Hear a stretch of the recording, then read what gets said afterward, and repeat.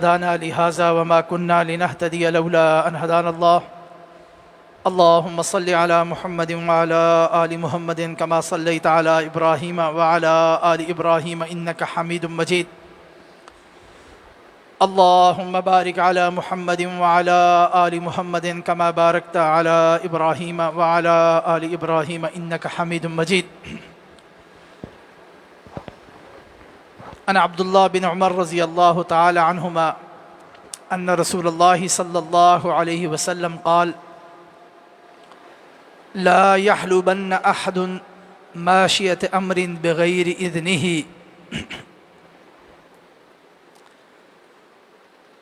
حضرت عبداللہ بن عمر رضی اللہ تعالی عنہما سے روایت ہے کہ رسول اللہ صلی اللہ علیہ وسلم نے ارشاد فرمایا: کوئی بھی شخص کسی دوسرے شخص کے جانور کا دودھ اس کی اجازت کے بغیر نہ نکالے یا نہ دہے۔ صحیح بخاری کی حدیث کا ایک ٹکڑا ہمارے لیے اس بات پر دلالت کرتا ہے کہ وہ مال اور وہ قیمتی چیز جو کسی کی ملکیت میں ہو، اس میں کوئی دوسرا شخص اپنی مرضی سے اور مالک کی اجازت کے بغیر تصرف نہیں کر سکتا۔ اگر کسی دوسرے کے مال میں یا اس کی ملکیت میں موجود قیمتی شے پر اپنی مرضی سے مالک سے پوچھے بغیر اگر کوئی تصرف کرے گا تو یہ چیز معیوب ہے اور شریعت اسلامی میں ممنوع ہے۔ اسی حدیث مبارکہ میں رسول اللہ صلی اللہ علیہ وسلم نے آگے چل کے ارشاد فرمایا: کیا تم میں سے کوئی شخص یہ بات پسند کرے گا کہ اسے کے پاس ایک گودام ہو اور اس کے گودام کی صندوقچی کو، جہاں پر مال رکھا جاتا ہے، جہاں پر جمع شدہ متاع کو رکھا جاتا ہے، اس کو کوئی توڑ ڈالے اور توڑنے کے بعد سارا غلہ اور سارا مال کوئی دوسرا شخص لے کے چلا جائے؟ ظاہر بات ہے کسی شخص کو یہ پسند نہیں ہوگا۔ میرا اگر مال ہے، میرا کوئی گودام ہے، اس کے اندر کوئی قیمتی چیز موجود ہے تو میں کبھی نہیں پسند کروں گا، آپ بھی پسند نہیں کریں گے کہ لوگ جو ہیں اس کو توڑ کر لے جائیں۔ اسی لیے فرمایا مویشیوں کے تھن بھی، جہاں پہ دودھ سے بھرے ہوئے ہوتے ہیں تھن بھی، در حقیقت ان کے مال کے لیے خوراک کے گودام ہیں۔ لہٰذا کسی شخص کو دوسرے شخص کے جانور کی ایسا فائدہ اٹھانا جو اس کی اجازت کے بغیر ہو اور اس سے دودھ حاصل کرنا، یہ جائز اور روا نہیں ہے۔ یہ بات معلوم ہے کہ شریعت اسلامی میں شریعت کے جو بنیادی مقاصد ہیں ان میں سے ایک بڑا مقصد، بڑا اہم اور بنیادی مقصد جو ہے وہ حفظ المال ہے، کہ انسانی مال کا تحفظ۔ یہ پوری جو شریعت آئی ہے نا، جس کے اندر بے تحاشا احکامات ہیں، اس کے 4-5 بڑے مقاصد ہیں، جن میں سے ایک بنیادی مقصد حفظ المال، لوگوں کا جو مال ہے اللہ نے ان کی ملکیت میں دیا ہوا ہے، اس مال کی حفاظت کرنا اس شریعت کے بنیادی مقاصد میں سے ایک مقصد ہے۔ ساری شریعت کے احکامات کا خلاصہ ان 5 چیزوں کا تحفظ ہے، جنہیں مقاصد شریعت کہا جاتا ہے، جن میں سے ایک مقصد جو ہے وہ حفظ المال ہے۔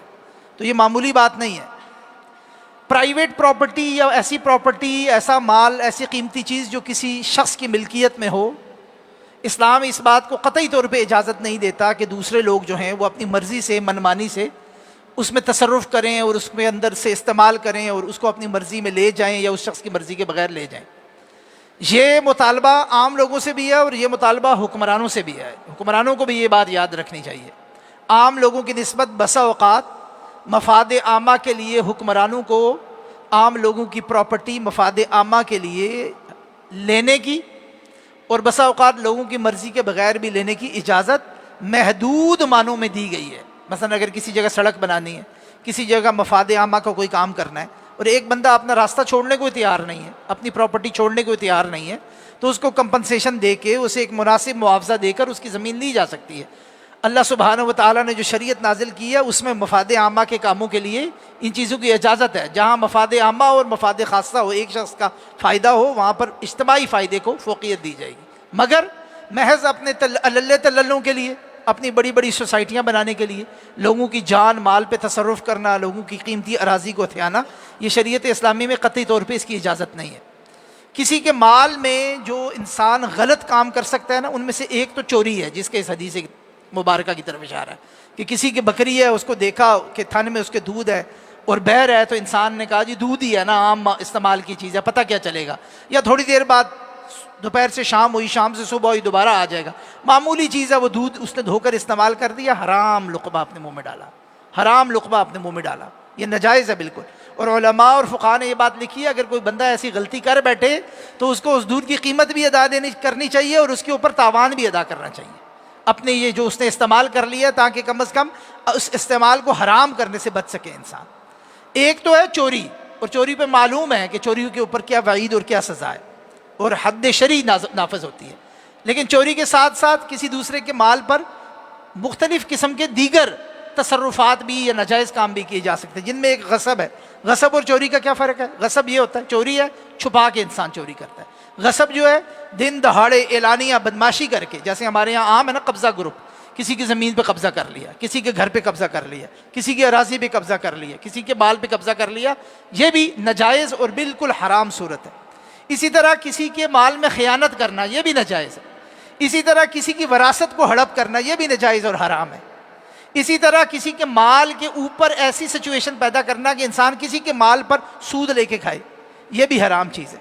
تو یہ ساری کسی دوسرے کے مال پر کیے جانے والے ایسے کام ہیں جو شریعت اسلامی میں جائز نہیں ہے، ناجائز ہیں، اور انہیں ناجائز اور حرام قرار دیا گیا ہے، جس کی ایک صورت اس حدیث مبارکہ میں بیان کی گئی ہے۔ اس لیے انسان کو کوشش کرنی چاہیے کہ وہ بسا اوقات معمولی بات سمجھ کے کرتا ہے، مگر اس کے نتائج بڑے خوفناک ہوتے ہیں۔ اور آج کل کی ہماری زندگی میں جو رسول اللہ صلی اللہ علیہ وسلم نے نا یہ تشبیہ دی ہے نا کہ جانور کے دودھ میں جو تھن میں دودھ اترا ہوا ہے نا، وہ بھی اس کا مال ہے اور اس کا بھی احترام کرنا ہے۔ آج کل ہمارے یہاں بہت ساری ایسی چیزیں ہیں جن کو ہم سمجھتے ہی نہیں ہیں کہ یہ دوسرے کی ملکیت ہیں۔ کسی کا موبائل فون پڑا ہے، ہم کھول کے اس کا ڈیٹا استعمال کر لیتے ہیں، کھول کے اس کا ڈیٹا دیکھ رہے ہیں، اس کی پراپرٹی ہے بھائی۔ جیسے تھن میں دودھ جو ہے اس کے مالک کے لیے ذخیرہ رسول اللہ صلی اللہ علیہ وسلم نے قرار دیا ہے، اسی طرح اگر کسی کا لیپ ٹاپ پڑا ہوا ہے، کسی کا موبائل پڑا ہوا ہے، اس کے اندر اس کی اگر کوئی فائل پڑی ہوئی ہے، یہ اس کی پراپرٹی ہے۔ یہ انسان کو نہیں سمجھنا چاہیے کہ پراپرٹی صرف گھر کی صورت میں ہوگی۔ ہر وہ چیز جسے مال سمجھا جائے معاشرے میں، ہر وہ چیز جس کی قیمت اور ملکیت معروف ہو معاشرے میں، وہ اسی زمرے کے اندر داخل ہے۔ تو اس سلسلے میں بڑا احتیاط کرنے کی ضرورت ہے کہ جس کی جو چیز ہے اس کا احترام کیا جائے، اس کی مرضی کے بغیر، اس کی خوشی کے بارے، اور مرضی بھی وہ جو خوشی سے ہوتی ہے۔ ایک ہے مرضی، انسان نے تصرف کر لیا، اگلا بندہ آئے جی اب میں کیا کر سکتا ہوں، اب میں سرکاری دفاتر میں یہ عام ہوتا ہے، لوگ دوسروں سے مال بٹورتے ہیں، وہ کہتے ہیں او جی کوئی ناراض تو نہیں ہو، اپنی خوشی سے دے رہے ہیں نا، وہ بیچارہ کیا کہ اس نے اپنا کام کروانا ہے، گردن اس کی یہاں تک پھنسی ہوئی ہے، اب وہ کیا کہے گا جی میں ناراض ہوں، وہ کیا کہے گا جی میں اپنی خوشی سے نہیں دے رہا، تو اس کا ہوتا ہوا کام بھی بگڑ جائے گا۔ تو یہ مجبوری میں جو ہم لوگوں کو جو ہے نا ایک جرم بھی کرنا اور اس کے بعد ان سے ہاں بھی کروانا، ان سے بات یہ کہنا کہ نہیں اب آپ خوش بھی ہوں، ہمارے غلط کام میں اب آپ راضی بھی ہو جائیں، میرے غلط تصرف پر اب آپ اس کے ساتھ کنسنٹ دے دیں، یہ اس سے بڑھ کر گناہ ہے، یہ اس سے بڑھ کر گناہ ہے، یہ اس سے دل آزاری بھی شامل ہو جاتی ہے، اس کے اندر جبر بھی شامل ہو جاتا ہے، اس کے اندر دھوس بھی شامل ہو جاتی ہے، اس کے اندر دھاندلی بھی شامل ہو جاتی ہے، یہ اس سے بھی بڑھ کر گناہ ہے۔ اس لیے انسان کو ان تمام معاملات میں بہت زیادہ احتیاط کے ساتھ زندگی بسر کرنی چاہیے۔ اللہ سبحانہ و تعالی ان احادیث کو پڑھ کر سمجھ کر عمل کرنے کی توفیق عطا فرمائے۔ سبحانک اللہم و بحمدک، اشہد ان لا الہ الا انت، استغفرک و اتوب الیک۔